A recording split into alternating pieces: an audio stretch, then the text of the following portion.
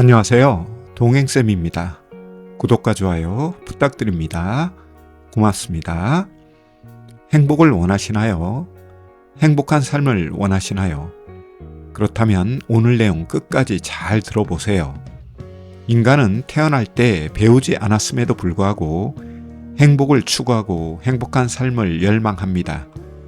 이에 행복과 행복한 삶을 위해 좋은 학교에 진학하길 원하고 안정적인 직장을 원하며 좋은 배우자를 만나 결혼하길 원하고 죽을 때까지 건강을 챙기는 등 다양한 선택과 노력을 하죠. 그런데 삶이란 불명확성이 높고 마음대로 되지 않는 경우가 흔하기 때문에 행복보다 불행을 느끼는 경우가 많습니다.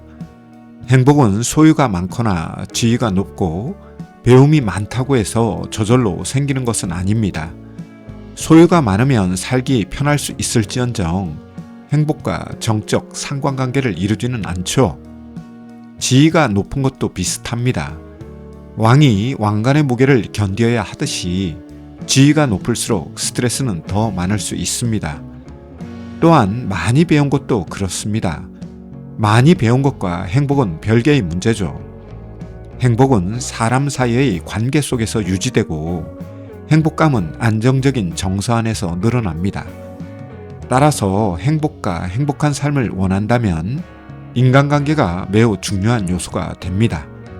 여기에는 부부나 가족을 비롯하여 친인척이나 친구, 동료나 지인 등 다양하죠.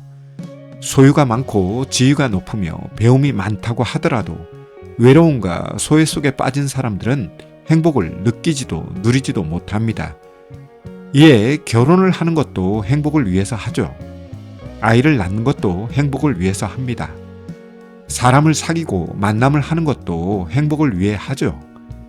행복과 행복한 삶을 위해 필요한 것은 사람이라고 할 수 있습니다. 그래서 오늘 썸네일을 행복을 원하시면 이 사람을 만나세요 라고 정했는데요. 이 사람에 대해 여러분은 궁금하시죠? 답변을 드리기에 앞서서 이 사람에 대한 두 가지 방법론을 제시합니다. 첫째는 소극적인 해결책, 둘째는 적극적인 해결책이죠. 소극적인 해결책으로 이 사람은 누구일까요? 그것은 행복한 주변 사람입니다. 여러분이 행복과 행복한 삶을 살려면 주변에 행복한 사람과 관계를 맺으시면 됩니다. 그런데 이 방법을 왜 소극적인 해결책이라고 할까요? 여기에는 다양한 변수가 존재하기 때문입니다. 즉, 행복한 사람이 주변에 있고 그 사람도 나에게 관심과 호감이 있으면 좋겠으나 그렇지 못한 상황이나 조건이 된다면 이는 행복과 행복한 삶을 위한 해결책이 되지 않죠. 그런데 많은 분들은 이런 방법을 선호합니다. 이에 이 사람과 결혼하면 나를 행복하게 해주겠지라며 어떤 사람을 선택하고 결혼한 후 그 사람에게 의지나 의존, 집착을 하죠. 만약 당신의 배우자가 자신의 행복을 위해 당신에게 의존과 집착의 관계를 원한다면 당신은 어떻게 반응하시겠습니까? 이것도 사랑이니? 라고 생각하며 계속 관계를 유지할 수 있을까요? 이런 관계는 안정적으로 유지되기 어렵습니다. 이런 관계에는 많은 부작용과 후유증이 따르죠. 대표적인 사례가 이혼이나 외도입니다. 경우에 따라서는 가정폭력도 있습니다. 결혼 후 자신의 욕구 불만을 이혼이나 외도 혹은 가정폭력으로 해결하려고 하죠.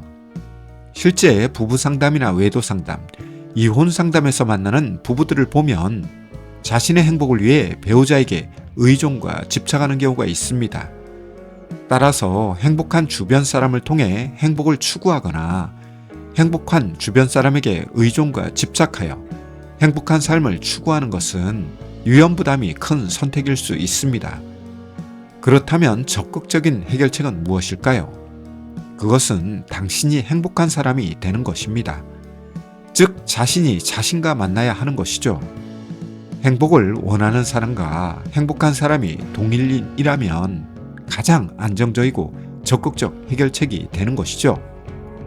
그럼 여기서 한 가지 질문이 생길 것입니다. 행복한 사람은 어떻게 될 수 있지요? 라는 질문이죠. 이 내용이 오늘 콘텐츠에서 가장 핵심이 되는 내용입니다. 행복한 사람은 몇 가지 특징을 가지고 있는데요. 오늘은 그중 5가지만 다루어 봅니다. 첫째, 자신과 삶에 대해 감사할 줄 아는 사람입니다. 비록 태어난 환경이 척박하더라도 자신의 존재와 삶이 유지되는 것에 감사할 줄 아는 사람, 이런 사람에게 행복은 찾아오고 유지됩니다. 둘째, 자기를 인정하고 수용하며 용서하고 존중하는 사람입니다. 자존감이 건강한 사람이죠. 자신의 잘난 부분과 못난 부분, 실수한 부분과 실패한 부분에 대해 인정과 수용, 용서뿐만 아니라 자기를 존중하는 사람에게 행복은 가까이 다가오죠. 셋째, 자기를 사랑하고 타인에게 베푸는 사람입니다. 사람들 중에는 자기만 사랑하는 사람이 있습니다. 이를 자기애라고 하며 이런 성격을 가진 분들을 자기애성 성격 장애자라고 하죠.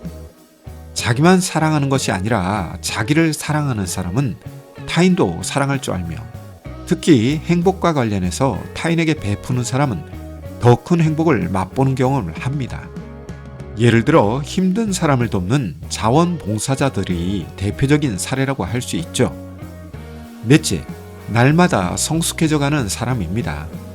우리는 일정 시간 동안 성장을 하며 그 이후 성숙한 삶을 살아가야 하는데요. 성숙과 성숙한 삶을 살면 행복이 다가오지만 미숙과 미숙한 삶을 살면 불행이 다가오죠. 성숙은 나이만 먹는다고 자동적으로 이루어지지 않습니다. 성숙과 성숙한 삶을 위해서는 몸과 마음, 정신과 영혼을 날마다 성찰하고 인문학적 소양을 쌓으며 건강하고 건전한 신념과 가치관으로 살아갈 때 우리는 성숙을 맛보고 성숙한 삶을 살아가죠. 성숙한 사람은 작은 행복에도 큰 행복감을 맛보지만 미숙한 사람은 큰 행복에도 오개티를 찾는 행동을 하죠. 당연히 불만불평이 늘 수밖에 없고 삶의 질은 떨어질 수밖에 없으며 자존감 낮은 삶을 살 수밖에 없습니다. 마지막으로 마음의 상처와 아픔을 치료하는 사람입니다. 이 세상에 마음의 상처와 아픔이 없는 사람은 한 명도 존재하지 않습니다. 삶이란 상처와 아픔이 연속되는 가운데 이를 치료하며 면역력을 키워가는 과정입니다. 그런데 마음의 상처와 아픔이 치료되지 않은 상태로 살아가는 사람들이 많습니다. 이런 분들은 자신의 고통도 맛보지만 타인에게 상처와 아픔을 주는 삶을 살죠. 마음에 상처와 아픔이 있는 상태에서는 행복이 행복으로 다가오지 않습니다. 따라서 행복과 행복한 삶, 행복한 사람이 되길 원하신다면 성장과 발달 과정에서 그리고 인간관계에서 생긴 마음의 상처와 아픔을 치료하세요. 이것이 행복과 행복한 삶으로 나아가고 행복한 사람이 되는 지름길입니다. 행복한 사람이 되는 조건이 여러 가지 있습니다만 오늘은 일단 5가지만 말씀을 드립니다. 행복을 원하시나요? 행복한 삶을 원하시나요? 그렇다면 행복한 자신과 먼저 만나세요. 행복한 사람이 먼저 되세요. 당신 주변에 행복한 사람이 존재하고 그들과 건강한 관계를 유지한다면 이는 감사의 조건이자 삶의 보너스입니다. 주변 사람의 행복을 빼앗거나 나누려고 하지 마세요. 나의 행복을 다른 사람과 나누려고 하세요. 이때 행복은 무한대로 커집니다. 그리고 행복한 삶이 시작되고 유지됩니다. 오늘 준비한 내용은 여기까지인데요. 도움이 되셨다면 구독과 좋아요 부탁합니다. 고맙습니다.